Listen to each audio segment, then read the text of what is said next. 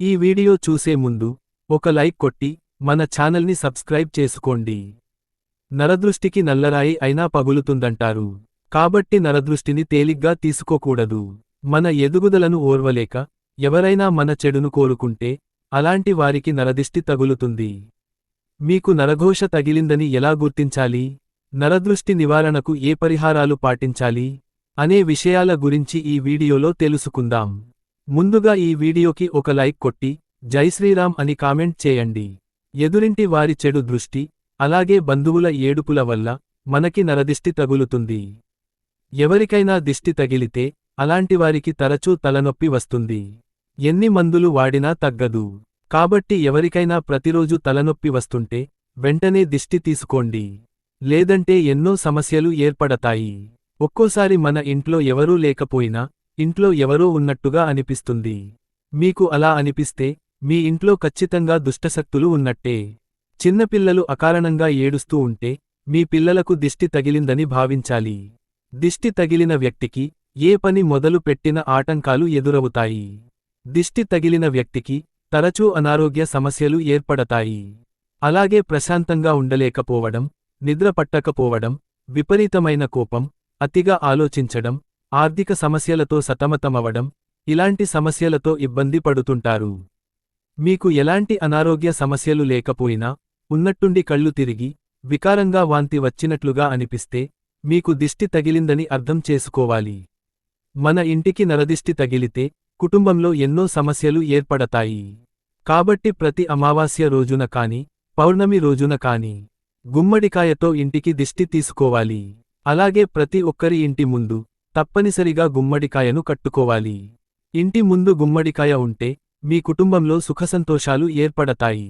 అలాగే ఒక వ్యక్తికి నరదృష్టి తగిలితే ప్రతి మంగళవారం స్నానం చేసేటప్పుడు నీటిలో కొంచెం ఉప్పు వేసుకుని స్నానం చేస్తే నరదృష్టి తొలగిపోతుంది.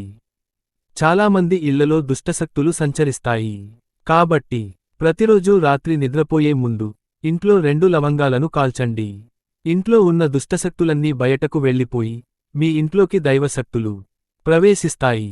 మీ ఇంటికున్న నరదృష్టి తొలగిపోయి ఇంటి సంపద బాగా పెరగాలంటే దేవుని కుంకుమను ప్రతిరోజూ పెట్టుకోండి. మీపై ఎటువంటి నరదృష్టి ఉండదు. ఆర్థికంగా అభివృద్ధి చెందుతారు. ముఖ్యంగా పిల్లల విషయంలో నరదిష్టి బాగా తగులుతుంది. కాబట్టి మీ ఇంట్లో ఉన్న చిన్న పిల్లలకు నలుపు రంగు దారాన్ని మొలతాడుగా కట్టండి. పసిపిల్లలకు దిష్టి తగలకుండా ఉంటుంది. మీ ఇంటి చుట్టుపక్కల కుక్కలు ఏడుస్తుంటే మీ ఇంటిపై నరదిష్టి ఉందని అర్థం చేసుకోవాలి. అలాంటప్పుడు ఓం నమః శివాయ అనే మంత్రాన్ని జపిస్తే మీ ఇంటికి ఎలాంటి నష్టం జరగకుండా ఉంటుంది. మీ ఇంట్లో తరచూ బూజు పడుతుందంటే మీకు త్వరలోనే డబ్బు కష్టాలు రాబోతున్నాయని అర్థం. కాబట్టి వెంటనే బూజును తొలగించి ఇంటిని శుభ్రం చేసుకోవాలి. లేదంటే ఆర్థిక సమస్యలతో ఇబ్బంది పడతారు. అలాగే పెళ్లి కాని అమ్మాయిలు తప్పనిసరిగా నల్లటి దారాన్ని మెడలో కట్టుకోవాలి. అలాగే వివాహమైన ఆడవారు ప్రతిరోజు పాపిట్లో కుంకుమ బొట్టు పెట్టుకుంటే మీ సంతానంపై ఎలాంటి నరదిష్టి లేకుండా కుటుంబమంతా అష్టైశ్వర్యాలతో జీవిస్తారు.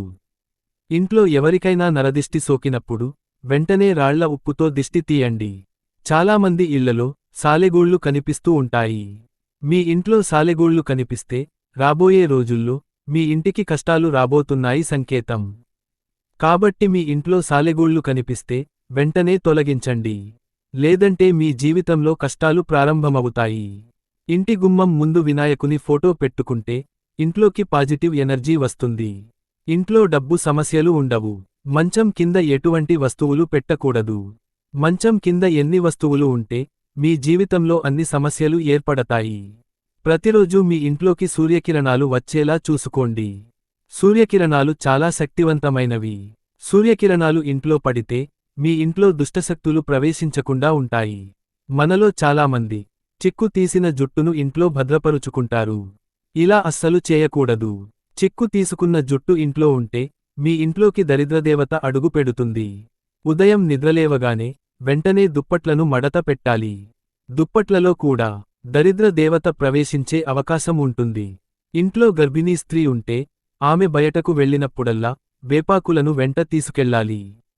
ఆమె తిరిగి వచ్చినప్పుడు ఈ వేపాకులను కాల్చేయాలి. మీరు కూడా ఈ జాగ్రత్తలను పాటిస్తే నరపీడ సమస్యల నుండి బయటపడి ప్రశాంతమైన జీవితాన్ని పొందవచ్చు.